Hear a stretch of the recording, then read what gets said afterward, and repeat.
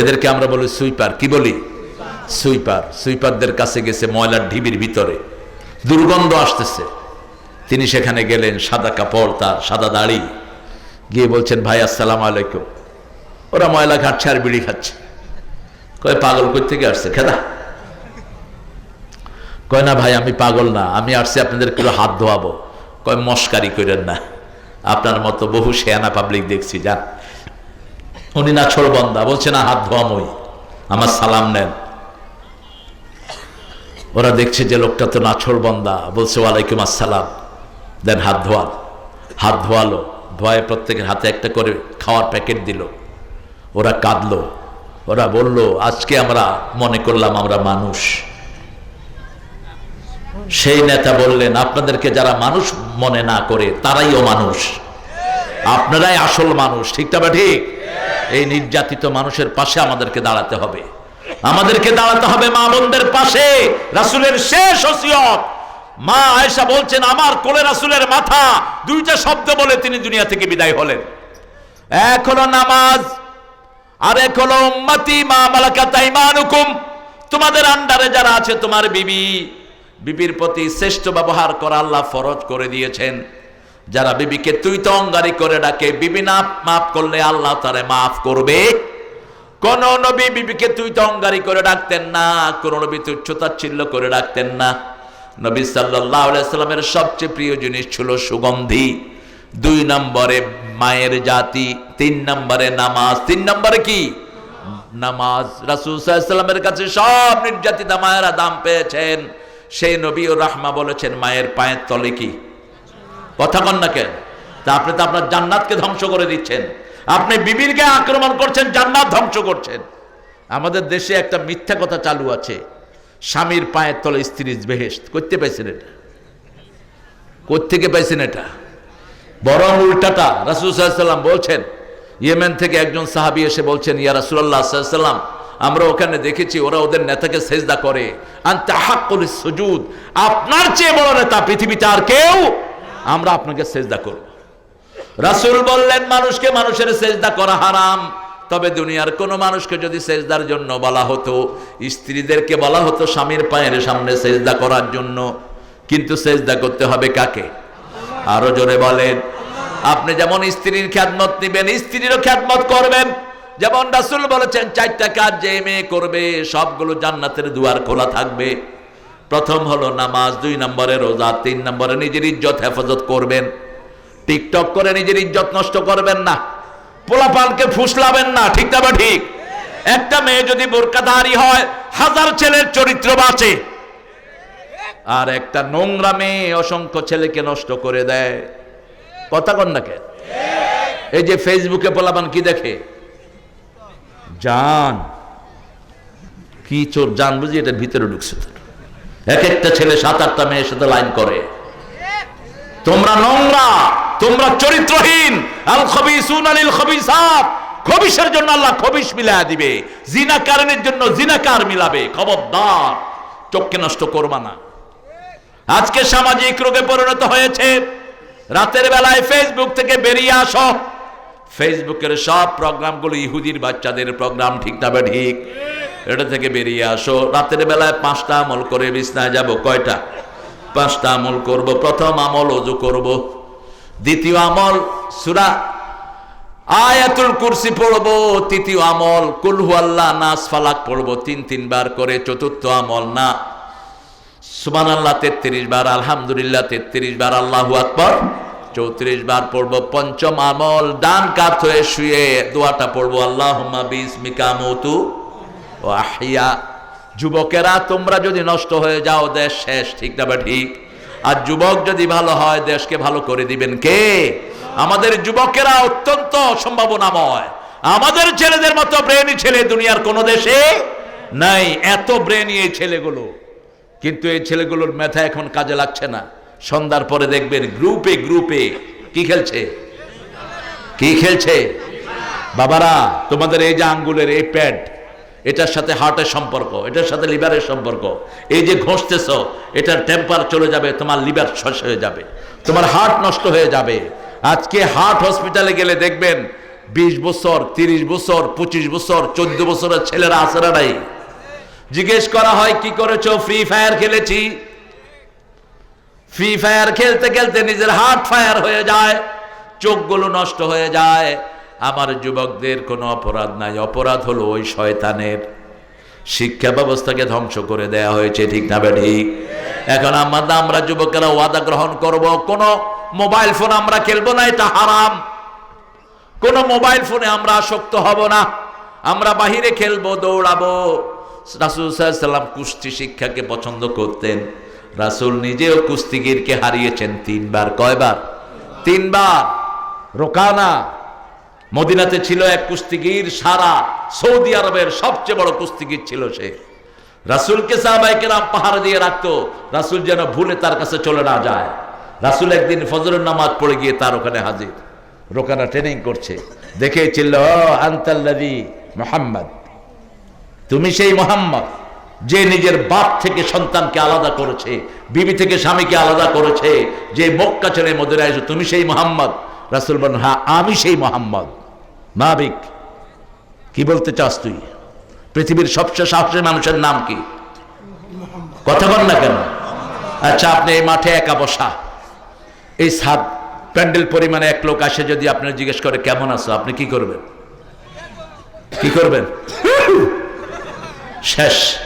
হেরা গুহায় ধ্যান করছেন, গভীর রাত, আকাশে মাথা, জমিন পায়ে, মাটিতে হাত, একটা ওই পাশে পাহাড়, আকাশ ছুঁইছে, আরেকটা এই পাশে। আয়েশা বলে, পড়ো। কোন ফেরেশতা? জিবরাইল। পড়ো। রাসূলের কোনো ভয় নাই, তিনি বললেন, মা না বেকারি, আমি পড়তে পারি না। আবার বললেন, পড়ো, আমি পড়তে পারি না। আবার বললেন, পড়ো, আমি পড়তে পারি না। একটু আঞ্জা দিলেন, একটু আঞ্জা দিলেন, আর বললেন, ইকরা বিসমি রাব্বিকাল্লাযী খালাক। মুফাসসিরিন কেরাম বলেন, বারবার পড়ো বলছে যেন রাসূল পড়েন নাই। যখনই রবের কথা বলল, রাসূল পড়া শুরু করলেন, ইকরা বিসমি রাব্বিকাল্লাযী খালাক, তুমি রবের নামে পড়ো। তিনি পড়া শুরু করলেন, খালাকাল ইনসানা মিন ইকরা ওয়া রাব্বুকাল আকরাম আল্লাযী আল্লামা বিল কলম আল্লামাল ইনসানা মা লাম ইয়ালাম। তিনি পড়া শুরু করলেন। রোকানা বলল, আমাকে যদি হারাইতে পারো, আমাকে কেউ হারাইতে পারে না। মক্কা, মদিনাতে, আরবে কেউ নাই আমাকে হারানোর। যে আমাকে হারাবে আমি তার ধর্ম গ্রহণ করব। রাসূল বলছেন, ঠিক আছে ধর। তুই আগে ধরবি না আমি ধরবো? কয় না আপনি ধরেন। কয় না তুই ধর, ধর তুই। জান্নাতের 42 জন তরুণের শক্তি আল্লাহ রাসূলকে দিয়েছেন। জান্নাতের 42 তরুণ মানে দুনিয়া 3000 মুহাম্মদ আলী শক্তি রাসূলের শরীরে। কারণ ওহী যার উপর আসে তার শক্তি লাগে, ওহীর চেয়ে ভারী কোনো জিনিস রাসূলের উপর। যখন ওহী নাজিল হতো, ওটের উপর থাকলে ওট বসে ফ্ল্যাট হয়ে যেত। প্রচন্ড শীতের সময় সারা শরীর ভিজে যেত রাহমাতাল লিল আলামিন। রাসূল বললেন, ধর রোকানা। বলছে, ধরছত। আসাল খায়া কয়, আমি ধরি নাই। কাফেররা মিথ্যু কয়, ঠিক না বেঠিক? বলছে, আবার ধর, এবার এই হাত ধর, আরেক আসাল। রোকানা বলল, দান দান 3 দান, আরেক আসাল।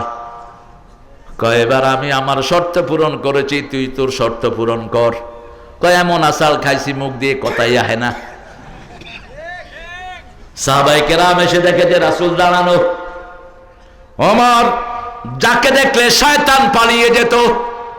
রাসূল বলছেন, বুখারীর বর্ণনা, ওমর তুমি জানো নাকি, তোমাকে চিনো নাকি? তুমি যদি রাস্তার এখানে উঠো, ওই মাথায় যদি শয়তান থাকে, শয়তান পালিয়ে যায়। তোমার রাস্তায় শয়তান হাঁটে না। ওমর তোমাকে তুমি চিনো নাকি? জান্নাতে সবচেয়ে বেশি সুন্দর যেই বাড়ি আমি দেখেছি, সেই বাড়িটা আল্লাহ তোমার জন্যই বানিয়ে রেখেছে। অথচ এই ওমরের ঘর ছিল খেজুর পাতার। অর্ধ পৃথিবী করেছো শাসন, ধুলার তক্তে বসে। খেজুর পাতার প্রাসাদ তোমার বারবার গিয়েছে খসে। বালুর উপরে বসে শাসন করেছেন সারা পৃথিবী, ঠিক না ঠিক?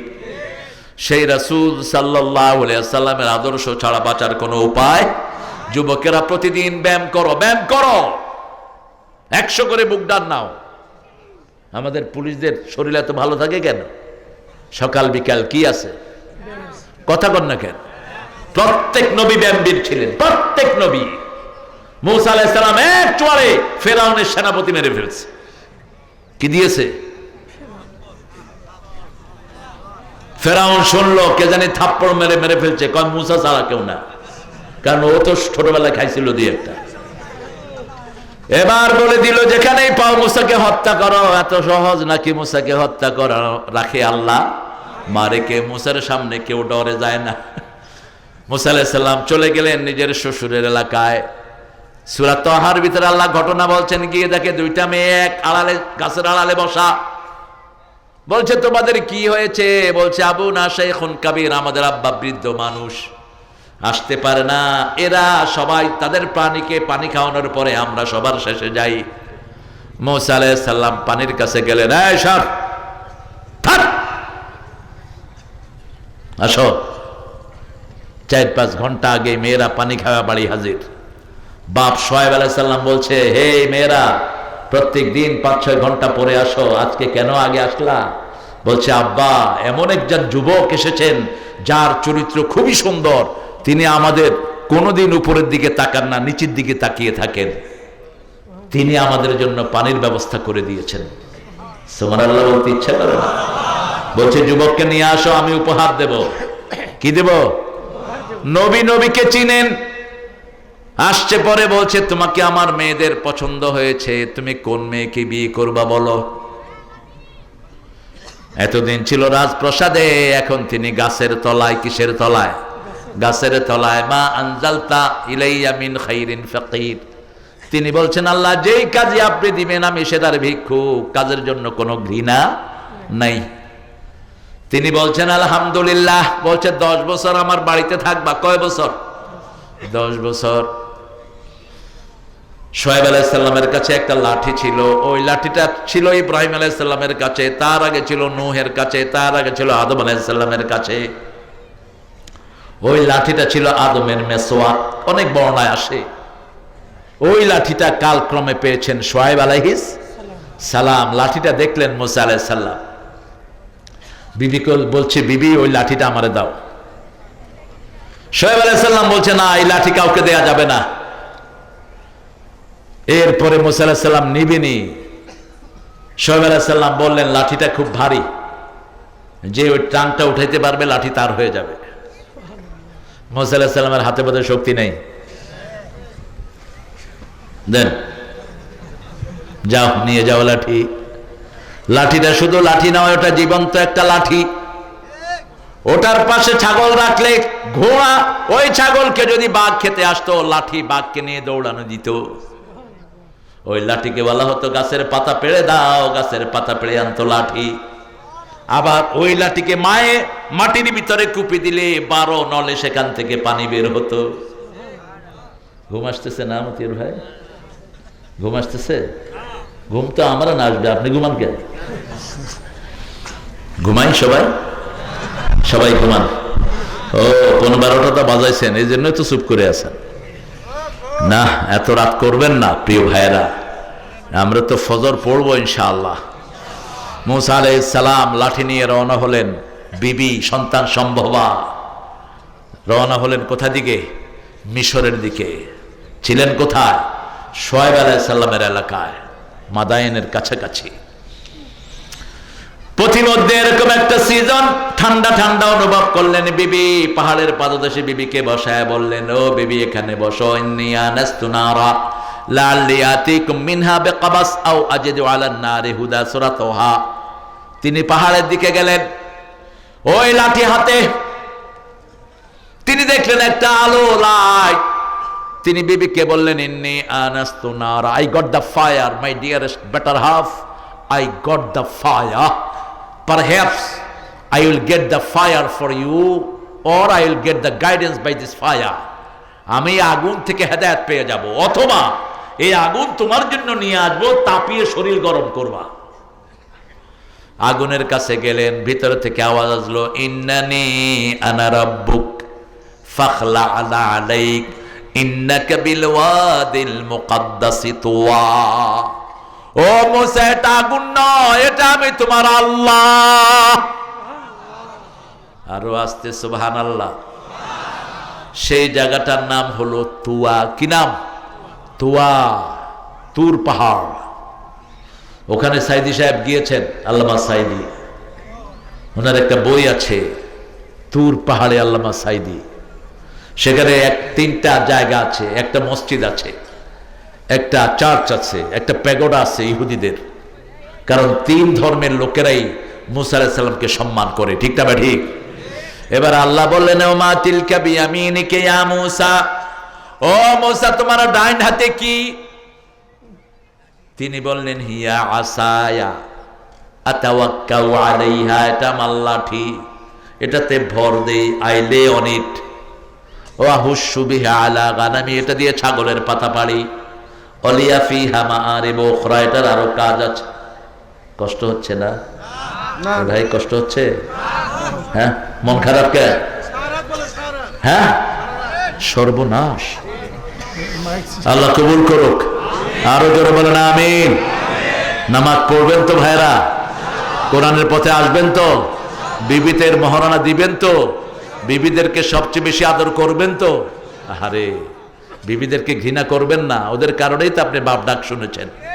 যুবকেরা, গাঁজা, ফেসবুক সব নেশা ছেড়ে দাও, কোরআনের নেশায় ঢুকে পড়ো। ফজর পড়বা, 100 বুক ডান নিবা, 100 সিট আপ নিবা।